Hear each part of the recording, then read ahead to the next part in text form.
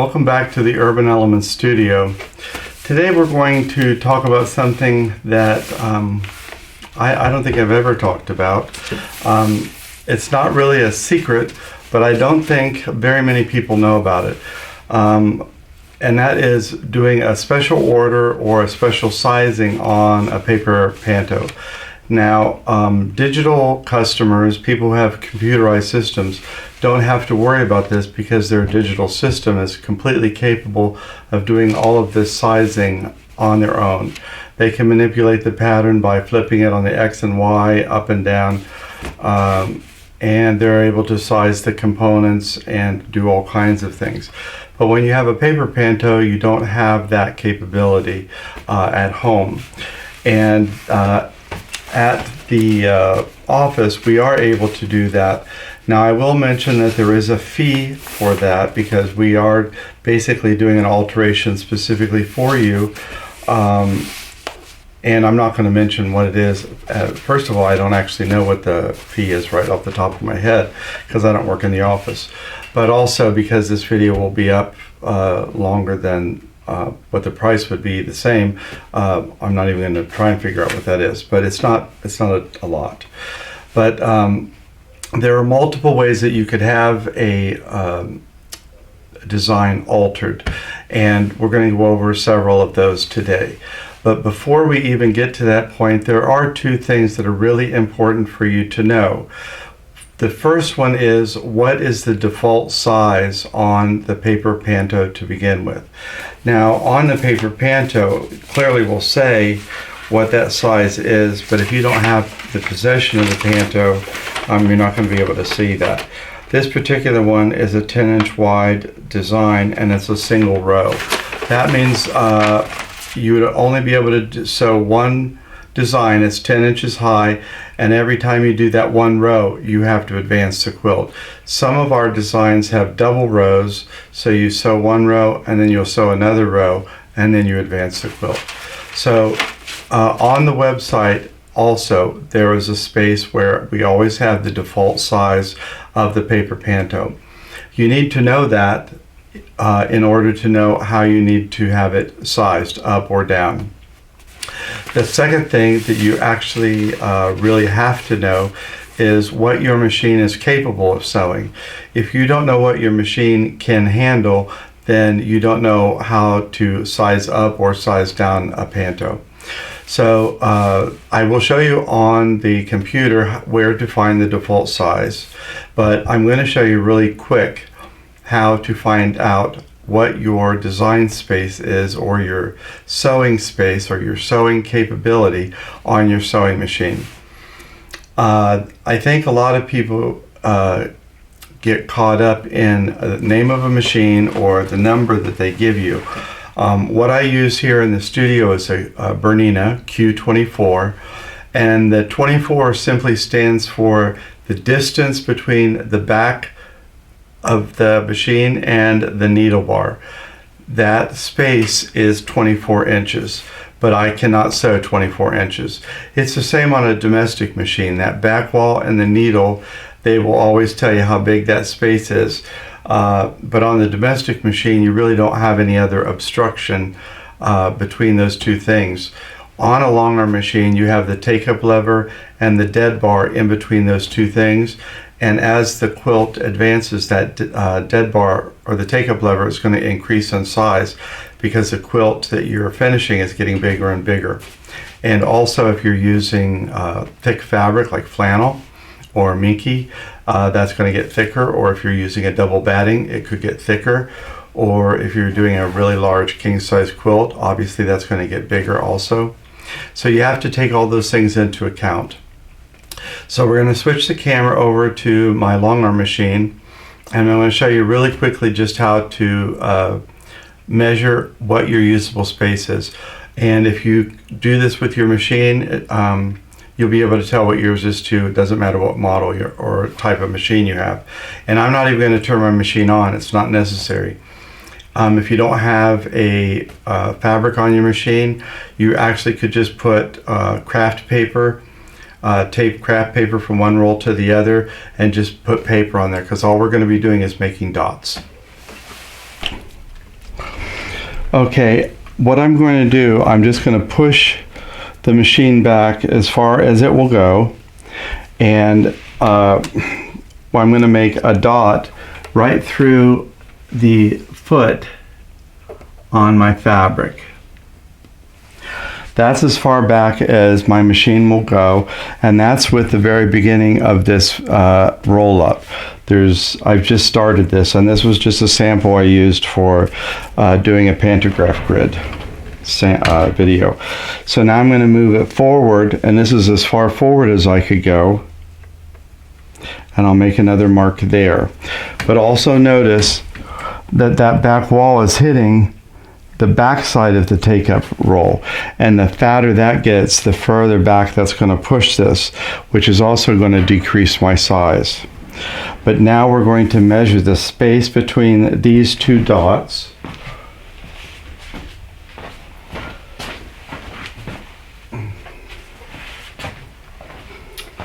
And that space on my machine is right now is 18¼ inches. So the way it's set up right now, I have 18¼ inches of sewable space. And we can't always utilize that full space, as I said, because this is going to increase, and also we don't know the amount of space we're going to need for every different panto. So the rule of thumb is we want to subtract 6 inches from whatever our usable space is. So I have 18¼ so roughly we're going to minus 6 from 18. So I would be a 12-inch panto would be the absolute maximum that I would want to go for my machine. Now generally I don't even go that high. I usually go like a 10-inch design. But if you had 12 inches, then what is that, 8, 9, 10, 11, 12, 8, no, so 12, I can't even think. 6 inches would be the highest, but I think most people would have more than that. If you had 16-inch space, then you could do up to a 10-inch, but you get the idea. 6 inches minus whatever your space is between the two dots. So it's really easy to figure out what your space is, regardless of what the machine says. Mine's a Q24, but I only have 18 inches.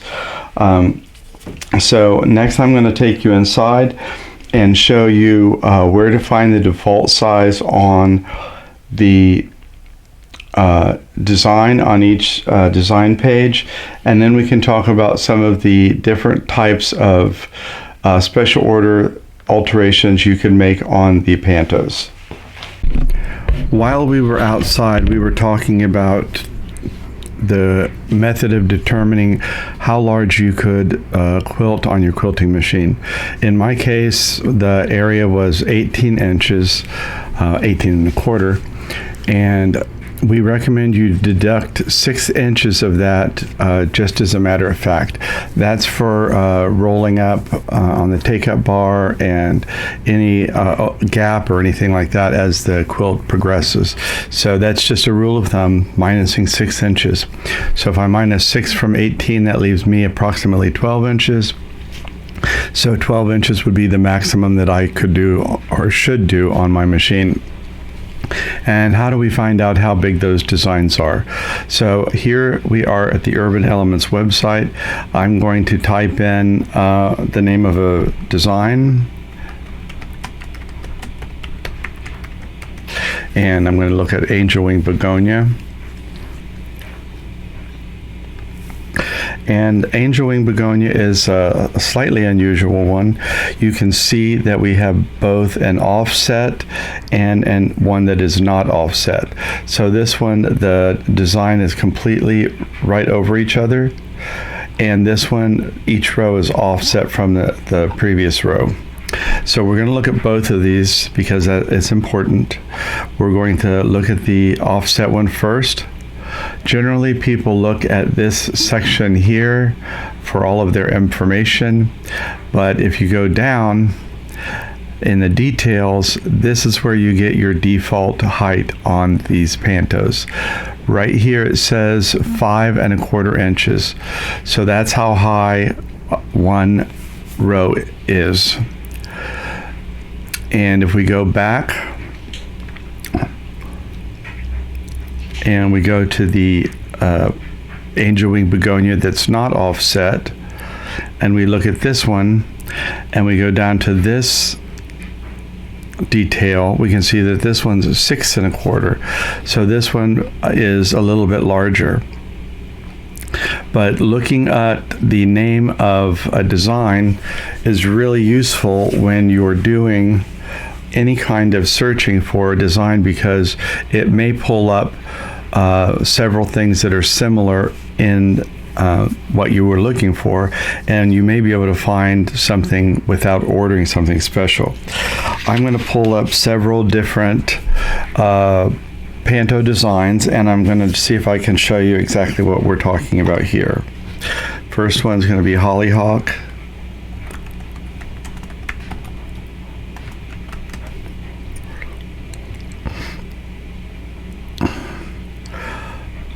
You can see here Hollyhock comes in both petite and in a regular set, so that automatically gives you 2 different options as far as the size of your pantos or your pieces. But also on the regular set, you can see that this has a much wider panto here and then a sashing panto, so that would give you 2 different options on this particular one. So you have the regular set and the petite set, and then the sashing and the border, or the panto, sashing and panto. I'm going to do another one.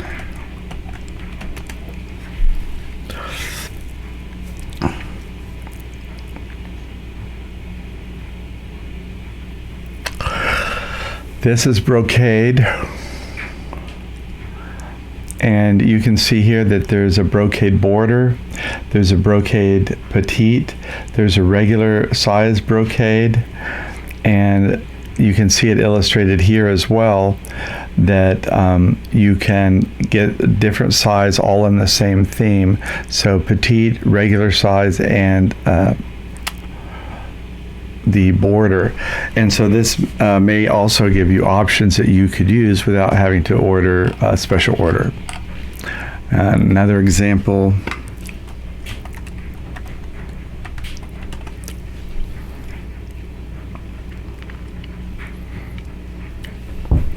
this is Nightshade, and we have whole cloths with multiple designs in a set. These are a really great way to build up your library of designs. Here's the petite set, and here's a regular set, but again you can see that there is a sashing unit or a border unit, but also a large all over edge to edge design. So this gives you basically 3 different options, all in that same design theme. But again, these sets are a really great way to add to your design collection.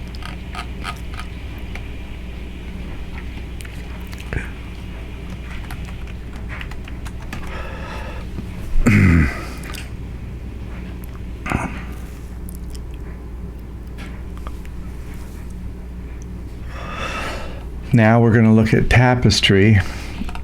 Tapestry also has a petite and a regular set. The petite set is here, and you have the corner and the edge-to-edge panto, and you have it here as well, the edge-to-edge panto, and then a border. You can see here that this is a double set and then a single, so this is basically giving you 3 different options for sizing. And you also have the options of just the individual pieces. So you could always look at just pulling up the name of the design will often give you a variety of options just in that design theme that you may not have seen.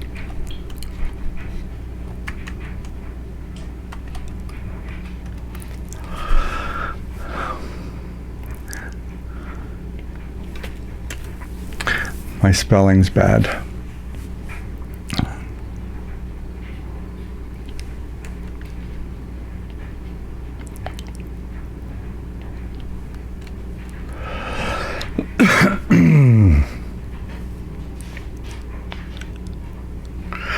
Okay, here we go. So again, we have the Arboretum set.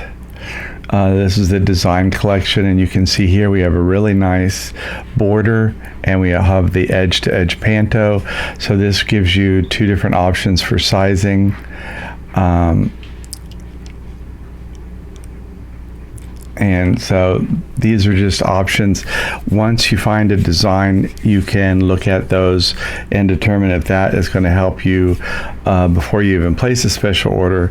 But now you know what the size you can sew on your machine. You know where to find the default size on our website for each of the designs. And you know one additional way to find additional designs on the website in the same theme that you had decided that you really liked for your quilt. Next, I'm going to show you some of the special orders that we are able to do, and to do that I'm going to open up my IntelliQuilter program. Okay, we're going to look at just a basic design, what happens when we increase it or decrease it just a couple of inches. So I'm going to open up a design in the IntelliQuilter program.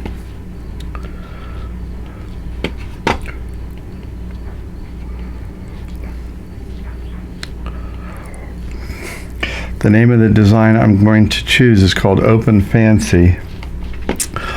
And I'm going to bring that in for both the even and odd rows. Now you can see here that the pattern height is 12 inches on this, but in actuality the pattern height is supposed to be 10 inches according to the website.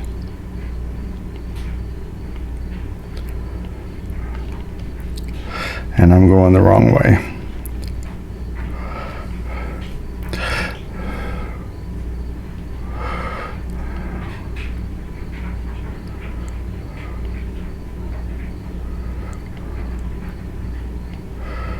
Trying to get it back up to 10. Well, actually, I'm just going to punch in 10. Okay, so you can see here that this is a pretty dense design. As it is, pattern density is 2.25, so it's a fairly dense design. We say that we could go up or down approximately 2 inches. So if we took this design and we turned it into a 12-inch design, which it started at,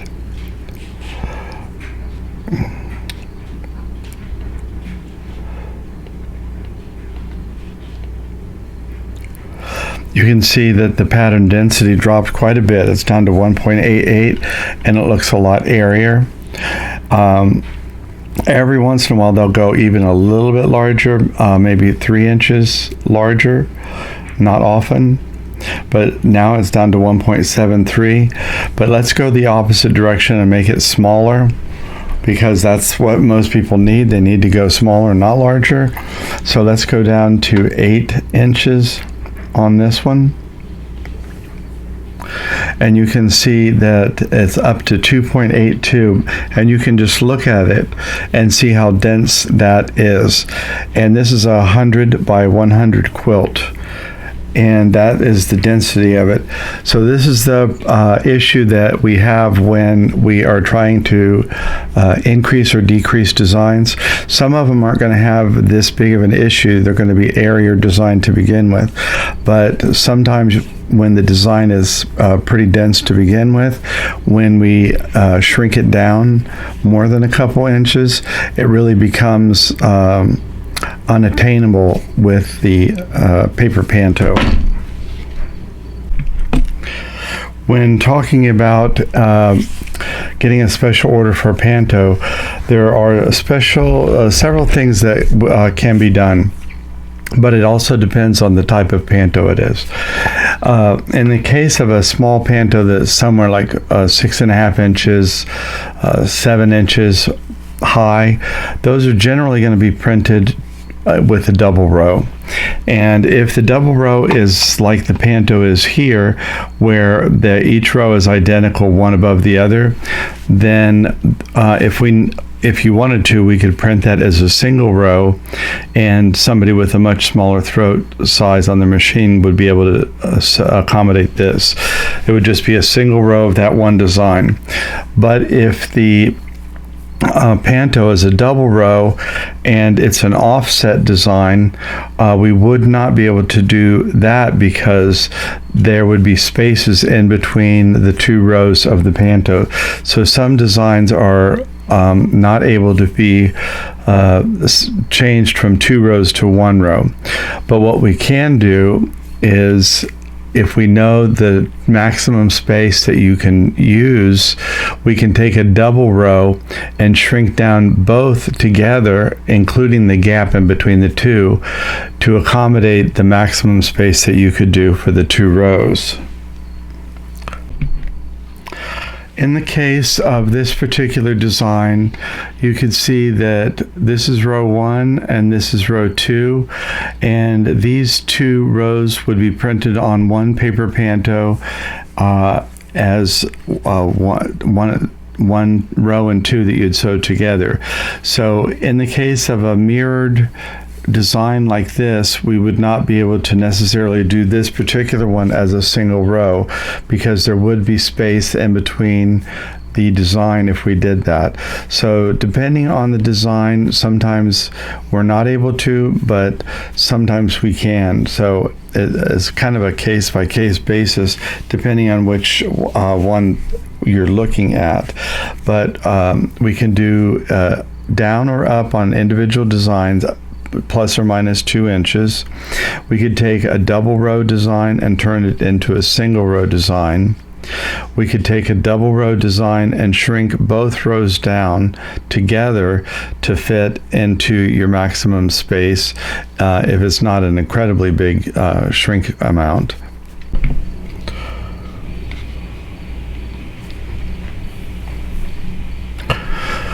So I'm going to go over a few things just to wrap up. One of the things is, when you order a paper Panto special order, you are going to be paying for both the paper Panto and the alteration to the paper Panto, just like you would be if you had something hemmed at the dry cleaner. You pay for both the pants and the alteration. So that's one thing. The other thing is that when there is a double row, some of the designs nest together a lot better than other designs, and how well those two nest together may affect the outcome of what we can do with your special order request. So some nest will benefit you in how well they nest together, and some of them may not. So that's just something that happens to come up with the design itself.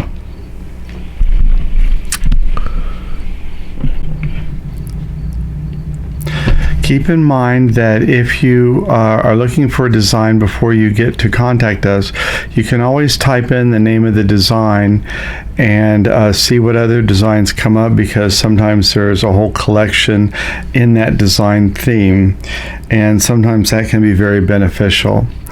Another category of special order that does happen sometime, but not as often, is that sometimes a customer will come to us and ask us for something, perhaps a theme of something that we haven't thought of, or there isn't a category for. For instance, like sports, hockey, and we've never done a hockey design. So if we were able to do a hockey design and we didn't already have one, sometimes they can come up with a design in that way. We don't generally do one-off designs for customers, like a custom design for one Panto. Usually has to be something that we're going to continue to reprint as part of our catalog. But it has to be something we feel as a category that needs to have a design associated with it. So that's another thing that does happen, and it has happened several times throughout our history that people come to us with an idea of something they haven't been able to find anywhere, and we've come up with a beautiful pantograph. I remember when Patricia first started with the paper pantos, that was the first thing that I was introduced with were the papers, because she would bring them in and I would help her roll the paper. Of course, I didn't realize that they were designed on a computer. I didn't realize that they were digital first. All I saw were the paper pantos. But now I realize, of course, that they start as digital and they become paper. But we are happy to do special orders for you, and the turnaround time is usually very quick. Of course, they do have to be mailed out. I'm not sure if they're able to do self-print with a special order or not. That might be something you could ask if you actually needed that. There's a lot of different things that you could do with the special order ones, and it's just an option if you have a design that you're really in love with, but for whatever reason it's just too big, doesn't work with what you're doing, and so we could always see how we could work with that. On a regular panto, I know generally we can go up or down 2 inches without distorting the design too much. And if it's a double row, as long as we know what the design space that you have, your space is, so they can alter the double design down to fit that row. So generally, if you know what the default size and what your space design space is, they can work with you and let you know what's possible. So that's a lot of information on the special orders for the paper pantos, and I hope it was informative and let some of you people know that that option is available. So thanks for stopping by the studio today.